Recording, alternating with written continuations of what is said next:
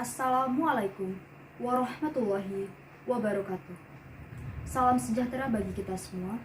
Shalom, Om Swastiastu Namo Buddhaya, dan salam kebajikan. Perkenalkan, nama saya Widya Paramita dengan NIM 19129180. Terima kasih atas terpilihnya saya menjadi Duta HAM dan Kebinekaan tahun 2021. Di sini, saya akan memberikan informasi terkait apa itu HAM, bagaimana sejarah perkembangan HAM, dan apa saja contoh kasus pelanggaran HAM. Pertama, saya akan membahas tentang apa itu HAM. HAM adalah singkatan dari hak azazi manusia.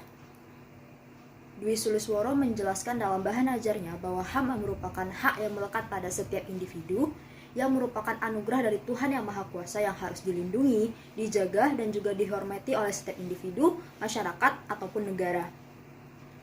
Jadi pada dasarnya, hakikat dari HAM itu sendiri merupakan upaya yang dilakukan untuk menjaga eksistensi dari manusia itu secara utuh, yaitu keseimbangan antara kepentingan pribadi dan juga kepentingan umum. Di mana 3 ciri pokok dari hakikat HAM itu sendiri. Yang pertama, yaitu HAM tidak dapat diperjualbelikan ataupun diwarisi. Yang kedua, HAM itu sudah melekat pada diri setiap individu tanpa membedakan agama, suku bangsa, ras, golongan, ataupun yang lainnya.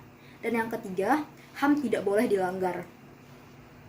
Di Indonesia sendiri, pembahasan mengenai HAM terdapat dalam Undang-Undang Nomor 39 Tahun 1999 yang berbunyi bahwa HAM adalah seperangkat hak yang melekat pada diri setiap individu atau keberadaan manusia, di mana hak ini merupakan anugerah dari Tuhan Yang Maha Kuasa yang harus dilindungi juga, dijaga, dan dijunjung tinggi, baik itu oleh negara, hukum, dan juga pemerintahan yang ada.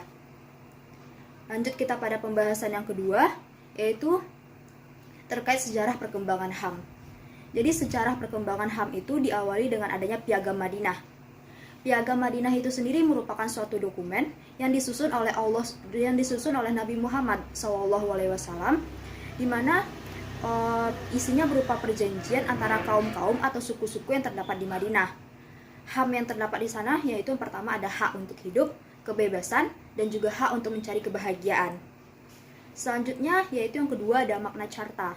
Makna carta di sini artinya menghilangkan keabsolutan dari raja. Di sini raja dapat diadili dan juga mempertanggungjawabkan kesalahan yang dilakukannya. Dan yang ketiga yaitu ada the Friends Declaration. Maksudnya di sini seseorang tidak dapat dilakukan semena-mena ataupun ditangkap ataupun dituduh tanpa adanya suatu alasan yang jelas atau alasan yang sah dari penguasa yang sah juga. Dan yang keempat yaitu ada the Four Freedom. The Four Freedom ini terdiri dari yang pertama ada freedom of speech, yaitu kebebasan untuk berbicara dan menyatakan pendapat. Yang kedua yaitu ada freedom of religion, yaitu kebebasan untuk beragama. Dan yang ketiga yaitu ada freedom from fear, yaitu kebebasan dari ketakutan. Dan yang keempat yaitu ada freedom from want, yaitu artinya kebebasan dari kemerawatan. Baik, kita lanjut pada penjelasan yang ketiga, yaitu terkait contoh kasus pelanggaran HAM yang ada. Di sini saya mengambil contoh kasus pelanggaran HAM yang terkenal di Indonesia. Yang pertama yaitu ada kasus Munir, dan yang kedua yaitu ada kasus Marsina. Munir sendiri merupakan seorang aktivis HAM yang terkenal di Indonesia, dan ia terbunuh dalam penerbangannya dari Jakarta menuju Belanda. Dan sampai saat sekarang ini, kasus Munir masih belum menemukan titik terangnya. Lanjut kita pada kasus Marsina. Marsina sendiri juga merupakan seorang aktivis HAM dan juga seorang buruh pabrik pada masa Orde Baru. Dan yang ketiga saya mengambil contoh pelanggaran HAM pada mahasiswa. Contohnya itu ada tragedi Trisakti dan juga tragedi Semanggi 1 dan 2. Dan di sini saya juga akan membahas bagaimana contoh pelanggaran HAM yang sangat keji, yaitu yang terjadi di luar negeri, tepatnya pada Gaza, Palestina. Warga Palestina diusir dari rumahnya oleh warga Israel. Selain itu, mereka tidak dapat beribadah dengan tenang. Di sini saya menekankan bahwa pelanggaran HAM itu merupakan perbuatan yang keji dan juga menakutkan. Oleh karena itu, saya mengajak kepada teman-teman semua, hargailah dan hormatilah setiap hak yang melekat pada setiap individu yang ada. Dan saya berpesan kepada teman-teman bahwa setiap agama pasti mengajarkan kebajikan pada setiap umatnya.